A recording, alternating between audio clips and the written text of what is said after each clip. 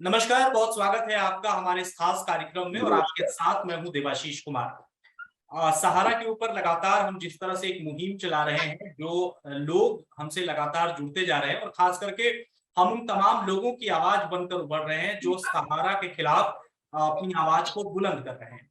और खास तौर पर पूरे देश में जिस तरह से सहारा परिवार के तमाम ग्रुप ने लोगों को ठगा है, उसकी रिकवरी कैसे हो, सहारा क्या थी, कैसे उसने लोगों को ठगा, इस पूरी मुहिम पर हम लगातार अपना एक सीरीज चला रहे हैं। और उसी के साथ आज फिर से हम आपके साथ जुड़ चुके हैं। और इस वक्त आप मेरे दूसरी तरफ जो शख्स देख रहे हैं, चलिए ये हमारे आज के कार्यक्रम के मेहमान हैं। सबसे पहले हम इनका परिचय करा दें। हमारे साथ इस वक्त जुड़ चुके हैं डॉक्टर घनश्याम शर्मा, राष्ट्रीय उपाध्यक्ष हैं संयुक्त ऑल इंडिया न्याय संघर्ष मोर्चा के। घनश्याम शर्मा जी, सबसे पहले तो बहुत स्वागत करता हूं मैं इस कार्यक्रम में। नमस्कार। नमस्कार सभी को नमस्कार। घनश्याम जी, जैसा कि सब जानते हैं कि पूरे देश में जिस तरह से सहारा परिवार ने लोगों से ठगी की है और लोग आज कितनी तकलीफ में हैं, कई लोग तो ऐसे भी हैं जो आत्महत्या तक कर चुके हैं। तो सबसे पहले आपसे हम ये जानने की कोशिश करेंगे, क्योंकि आप इस संघर्ष से काफी लंबे समय से जुड़े हैं, आखिर सहारा थी क्या और सहारा इस वक्त है क्या और लोगों को उसने कैसे अपने चंगुल में फंसाया, ये थोड़ा डिटेल से बता दीजिए। जी, सहारा इंडिया से करीब करीब 1990 से मैं जुड़ा हुआ हूँ। मैं निवेशक हूँ, मैं कार्यकर्ता नहीं हूँ जी। चूंकि क्या हुआ, शुरू में इन्होंने जैसे दुकानों पे जा जाके ठेलों पे इस तरह से आके 2-2, 3-3, 4-4 रुपए इकट्ठा करते थे। शुरुआत की है मैं, वो पैसा जो है ना 1 साल के लिए जमा करते थे। 1 साल बाद इसको मैच्योरिटी होने के बाद दे देते। ब्याज तो बहुत कम था लेकिन लोगों का पैसा इकट्ठा हो जाता था। इसके बाद उन्होंने बहुत सी स्कीमें लाके मतलब पूरा अपना साम्राज्य स्थापित किया।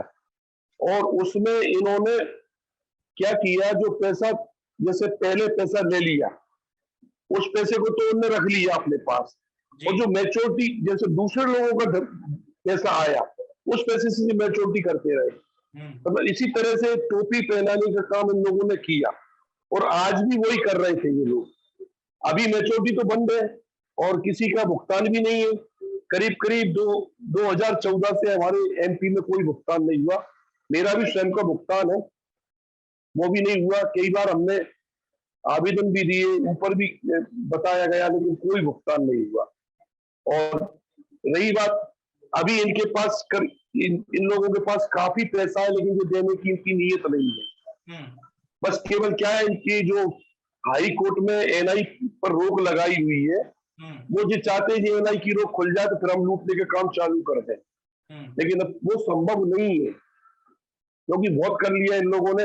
गरीब परेशान है, इलाज के लिए लोग परेशान है, और शादियां टूट चुकी हैं बहुत बच्चियों की, जिनने अपने बच्चियों की शादियों के लिए पैसा जमा किया था। कई लोग इलाज के आवाम में खत्म हो गए। कम से कम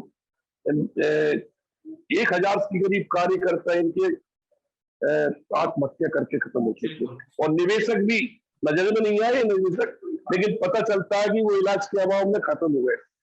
मेरा मित्र था एक एडवोकेट था। सहारा ने जो अपना ये चाल चला, कि आप उतने समय से जुड़े हुए हैं तो आपसे सवाल भी जायज बनता है, सहारा ने जो ये ठगने का चाल चला था, ये कब से शुरू हुआ और कैसे सहारा ने लोगों पर इतना विश्वास जता दिया?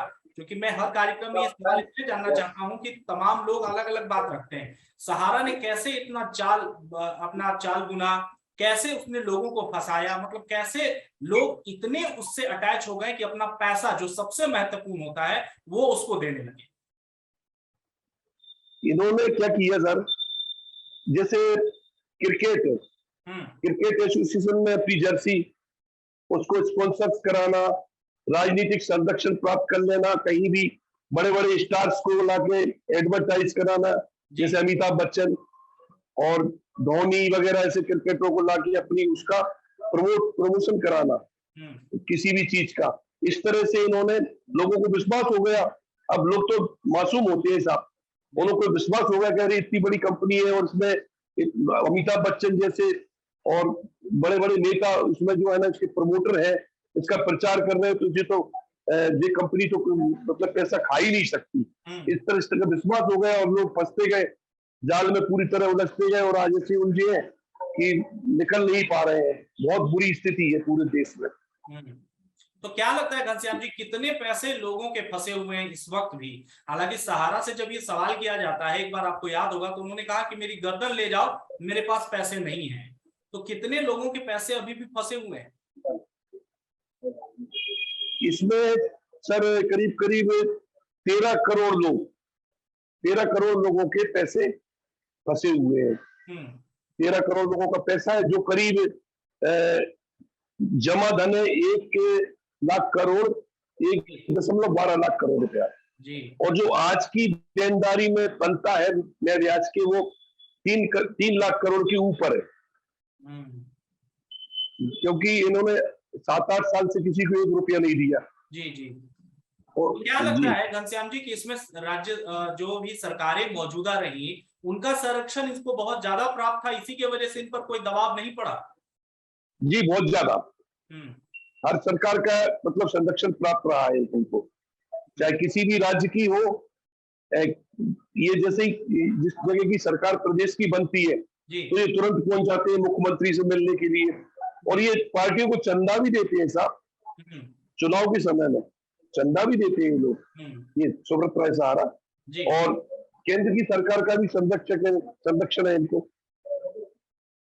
अच्छा ये बताइए, और गरीबों की कोई जी बोलिए। इसमें क्या है, ये क्या संरक्षण प्राप्त होने के कारण, और जैसे इनके वकील है बड़े बड़े, पैसा अथाह हो गया है। हालांकि पैसा इनका नहीं है, वो गरीब निवेशकों का पैसा। इनके पास तो 2000 रुपए से इनने अपना काम चालू किया था। पैसा गरीबों का, उस पर ये शेर वो बन के बैठ गए और उससे अपना जो है ना साम्राज्य स्थापित करके बैठे। इसी से जो है ना सबको मेंटेन करके चल रहे हैं, कानून को, नेताओं को, सभी को मेंटेन करके चल रहे हैं, और लोग परेशान हो रहे हैं। गरीब लोग की बुरी दशा है। अच्छा ये बताइए घनश्याम जी, जिस संघर्ष मोर्चा के साथ आप लगातार काम कर रहे हैं, आप लोग किस तरह से काम करते हैं? क्या लोगों तक आप लोग मदद अभी तक पहुंचा पाए हैं? और लोगों को आप कैसे अपने में जोड़ते हैं? लोग आपसे कैसे जुड़ सकते हैं, ये भी मुझे बताइए। जी अभी हमारा संयुक्त ऑल इंडिया जनसंघर्ष मोर्चा जो है ना, अभी संगठन को बने हुए ज्यादा समय नहीं हुआ है हमारा। ये हमारा जो संगठन है, इसके राष्ट्रीय उपाध्यक्ष हमारे माननीय श्री अभयदेव शुक्ला जी है, और राष्ट्रीय महासचिव नीरज शर्मा जी है। इन दो लोगों ने को शुरुआत की यूपी से, दोनों ने मिलकर इसको किया, और आज ये संगठन इतना बड़ा हो गया है।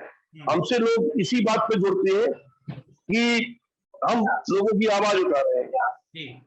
जंतर अभी हमारा जो और बड़ा मतलब अभी जंतर मंतर पे कार्यक्रम जो हुआ, लोगों ने सोचा था श्रीमान जी कि जंतर मंतर पे कार्यक्रम करने से क्या होगा, उसमें ज्यादा संख्या जुट नहीं पाई, क्योंकि लोगों को मालूम नहीं था कि अच्छा आंदोलन होगा, धरना प्रदर्शन होगा, और इसमें महामहिम राष्ट्रपति जी हमारा ज्ञापन लेंगी। तो इस बात का यकीन नहीं था लोगों को। इसके बाद से हमारा संगठन में और तेजी आई। अब प्रत्येक प्रदेश में, प्रत्येक जिला लेवल में, प्रत्येक तहसील लेवल में आज हमारे साथ सब लोग कॉल करते हैं, हमसे जुड़ते हैं, और इस लड़ाई में हमारे साथ देने की बात करते हैं, चाहे वो कार्यकर्ता हो या जमा करता हो। सभी लोग हमसे जुड़ने की बात करते हैं और जुड़ रहे हैं, क्योंकि साहब आर्थिक स्थिति बहुत खराब हो गई है, बहुत खराब हो चुकी है देश की। हम तो माननीय प्रधानमंत्री जी से कहना चाहते हैं, देश की आर्थिक स्थिति सुदृढ़ बताते हैं, सुदृढ़ होना चाहिए। अगर गरीब आदमी के पास पैसा नहीं रहेगा और इतनी संख्या में लोगों के पास नहीं रहेगा, तो देश की आर्थिक स्थिति सुदृढ़ कैसे रहेगी? घनश्याम जी, मैं आपसे ये जानना चाहता हूं कि आपकी जो संस्था है, जिस तरह से आप लगातार कई वर्षों से काम कर रहे हैं, तो आप लोगों तक कैसे मदद पहुंचाते हैं? कैसे लोग आपसे जुड़ सकते हैं? और आपने अभी तक कितना लोगों को मदद पहुंचा चुका है? क्या है, जैसे बहुत से लोग हैं जो बहुत ही परेशानी में है, उनको किसी भी प्रकार की मदद, कानूनी मदद होती है। जैसे हमारे जैसे अभी जो है ना, उनको नॉलेज भी नहीं थी कि सेंट्रल रजिस्ट्रार क्या होता है। सेंट्रल रजिस्ट्रार क्या होता है, इस कोऑपरेटिव सोसाइटी की शिकायत कहाँ की जाती है और किस शॉप की कहाँ की जाती है, इस बारे में उनको कोई नॉलेज नहीं थी। उस तरह की मदद हम लोगों को करते हैं, उन्हें जागरूक करते हैं, अपने व्हाट्सएप ग्रुप में उन्हें बताते हैं, वो हमसे पूछते हैं, उनको पेपर भी प्रोवाइड कराते हैं हमारा पूरा संगठन जो है। और बहुत सी जगह तो हमारे यहाँ जैसे टैक्सी में अनाउंसमेंट भी करवाते हैं, जैसे अभी बिहार में भी हुआ, हम भी गुना में कराने वाले हैं। इस तरह से हम सभी तरह की मदद लोगों की करते हैं, जिससे वो उनका सही जगह उनका कागज पहुंच जाए और सही कार्रवाई उनकी हो सके और उनका पैसा मिले। अभी तक आप लोगों ने, आपकी संस्था ने कितने लोगों की मदद कर दी इस सहारा के खिलाफ इस मुहिम में? अब मैं जिले वाइज बताऊं तो अलग है, पूरे प्रदेश में करीब करीब हजारों लोग होंगे सब जिनकी हम मदद कर चुके हैं इसमें, हजारों लोग। और अगर आपके संस्थान से कोई लोग जुड़ना चाहे जो इस वक्त हमारे कार्यक्रम को देख रहे हैं, क्योंकि बहुत सारे कमेंट आते हैं हमारे पास, बहुत लोग कहते हैं कि सर नंबर चाहिए या फिर कैसे हमको मदद मिल सकता है, तो वो हम कैसे कर सकते हैं आपके साथ? तो हम उनके लिए हमेशा तैयार रहेंगे। मेरा नंबर है 9425759399 जी, ये मेरा नंबर है। चलिए घनश्याम जी, आपने बहुत अच्छी बातें कही, और जिस तरह से आप सहारा के खिलाफ एक चीज और कहना चाहता था मैं, एक चीज और मैं माननीय प्रधानमंत्री जी से एक आग्रह करना चाहता हूँ जी। प्रधानमंत्री जी हमेशा देश को सुदृढ़ और आर्थिक स्थिति में आगे ले जाने की बात करते हैं। मैं इसी कड़ी में एक निवेदन उनको आपकी लाइव के माध्यम से करना चाहता हूँ कि एक व्यक्ति, केवल एक देश का एकमात्र व्यक्ति लोगों का 3 लाख करोड़ रुपए रख के बैठा है। अगर वो पैसा उन लोगों के पास पहुंचता है होता तो वो उसको खर्च करते, अपने देश में ही खर्च करते, जगह जगह खर्च करते अपना परिवार के लिए, शादी ब्याह, तो उसमें खर्च होता तो देश की आर्थिक स्थिति में सुधार ही आता। अब वो पैसा एक जगह डंप होकर रखा है, उसका कोई मतलब नहीं है। तो मैं माननीय प्रधानमंत्री जी से इतना निवेदन करना चाहता हूँ, ये हमारी समस्या का समाधान वो अति शीघ्र कराए, जिससे क्या है गरीब लोगों की, मतलब जो आप कहते हैं अंत्योदय, मतलब देश की अंतिम पंक्ति का व्यक्ति, अंत्योदय का उनका नियम है जो डॉक्टर श्यामा प्रसाद मुखर्जी द्वारा चलाया गया था। तो अंतिम व्यक्ति की इसमें सुनवाई हो जाएगी और वो सुखी हो जाएगा। बस इतनी मैं प्रार्थना माननीय प्रधानमंत्री मोदी जी को हाथ जोड़ के आपकी लाइव के माध्यम से करना चाहता हूँ। चलिए घनश्याम जी, बातचीत आपने की और बहुत लोगों की आप मदद कर रहे हैं। इस मदद में एक थोड़ा सा हिस्सा द न्यूज़ 15 भी बन रहा है, और लगातार हम आप जैसे लोग जी, आपका जंतर मंतर से लेके आज तक जी बहुत अच्छा हमें योगदान मिल रहा है, बहुत सराहनीय कार्य है आपका। किसी ने, हम चाहते हैं आपका जो चैनल है जी, न्यूज़ 18 की तरह जी राष्ट्रीय चैनल बने। हम ईश्वर से प्रार्थना करते हैं इस चीज के लिए।